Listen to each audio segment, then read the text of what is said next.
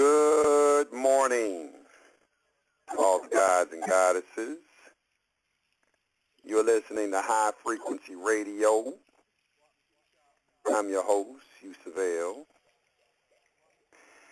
It is Sunday, July 13, 2014. I'm broadcasting live from sunny Southern California. Got a very, very special Sunday morning Quest for the Spirit talk show today. We have a very, very special guest that is joining us this morning, Dr. Valentine. I'll be bringing him in just a minute. I want to say what up to everybody who's joining us, all the people who are slowly logging in. All my guests in the chat room, Mata El Musa Bay, Truth Hurts, and all the other callers on the line. Good morning. Thank you for joining us this morning. This should be a very, very interesting conversation this morning. You know, last week, we started this Sunday morning shows for spiritual purposes and, esoteric conversation, even in some fringe type discussion. Last week we discussed the laws that regulate the universe coming out of the Kabbalah, and that was a very, very interesting discussion. Even got into a little discussion about history and the evidence of extraterrestrials that are on, that exist all around the planet. Very, very made for some very, very good discussion. Also, real quick, let me make a couple of announcements real quick before I delve too deep into it. I will be having the webinar to complete for the business credit and TPNs tomorrow. You will be getting an email shortly on that. And the rest of, and also the webinar. We were going to have the Jonah Bay webinar yesterday. It was such a short notice that we decided to, package that up. We're going to have that next week as well. So, be looking for that. If you are not on my email list, you need to get on my email list. Email is highfrequencyblogtalk@gmail.com. highfrequencyblogtalk@gmail.com. Well, without further ado, I'm going to bring in my special guest this morning, Dr. Valentine. Good morning. Good morning, sir. Very good morning to you. And how are you this fine morning, sir? I'm well. And yourself? Thank you. Welcome back to the show.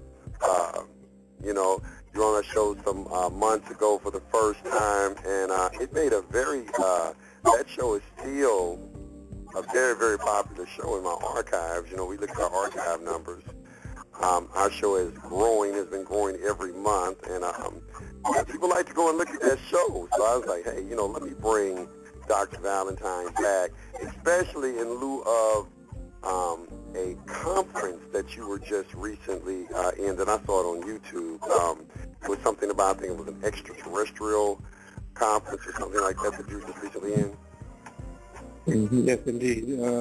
That took place, if I'm not mistaken, back in June the 15th, at Father's Day, actually. No, it wasn't Father's Day, forgive me. They're coming so close together now that it was in April, I believe, on the 27th of April, I believe, that it took place. Okay, and I got a chance to kind of watch some of it, and it was real interesting. I found it very interesting. We talk about all of that. Extraterrestrials. I've been a student of extraterrestrials now for about, I'd say over at least 15 years, just minimum.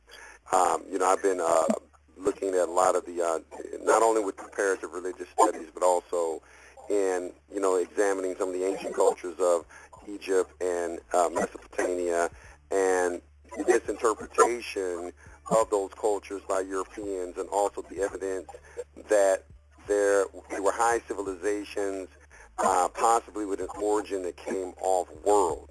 I don't know if that's an accurate assessment or not, but in your estimation, is that you would agree with that, or?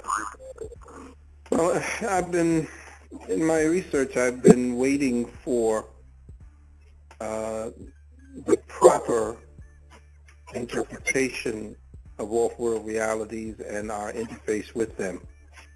I've been only receiving a filtered set of documentations that come via the military, and that's where my suspicions about who it is we're interfacing with, because what entity would rather speak to the military junta in control of the planet rather than the people who are the majority, unless you have an agenda. The other is,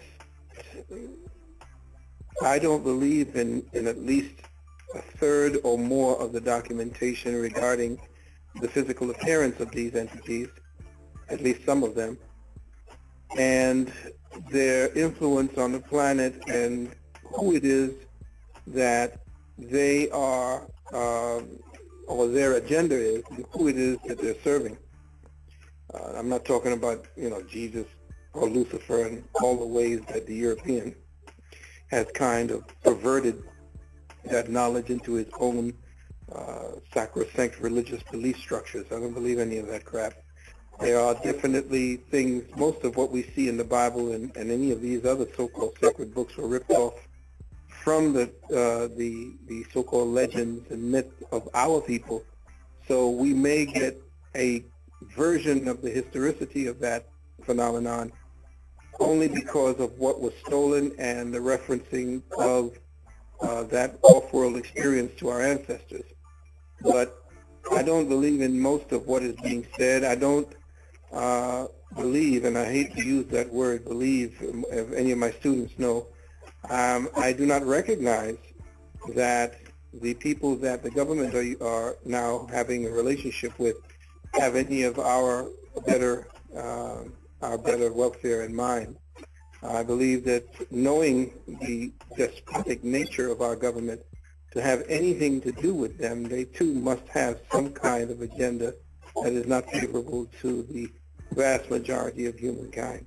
I always warn my students as well, I like to finally say, that any entity that needs a craft, an artificial craft to travel in space and time, means that they have now ascended to that level of technical proficiency because of the brutal nature of their species.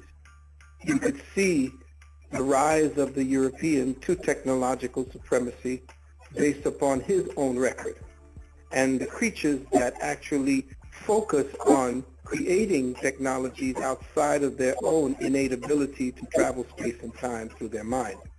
So the highest and most evolved cultures in all of existence have no forms of artificial vehicles to travel through space and time. I love that. Actually, one of my symbols for my show is a Merkaba, that allows you to travel through space and time. But I kind of thought about that myself,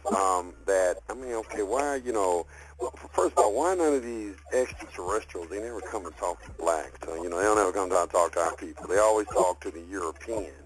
And they have all of these interfaces and so forth, and we don't ever seem to have any of these, encounters or anything like this. But when you look at origin of civilization and these ancient societies, they all based on melanated individuals. So I was just kind of curious about that. And I know that they were getting filtered information from them. Everything is always misconstrued, or construed to be European. They do it in the movies. They do it in the books. If you just went by the movies, you'd kind of start wondering, well, do we have any place in history or in the future? You're going to wonder, because it's like everything is, has been so whitewashed. But tell me this, I got a chance to kind of briefly look at the conference that you went. What was the theme of that conference about the interpretation of that we're getting? Could you briefly go over that a little bit? Well, if I'm not mistaken, or if my memory serves me, I believe that Dr. Delbert Blair talked about ancient astronauts and black spacemen. I believe that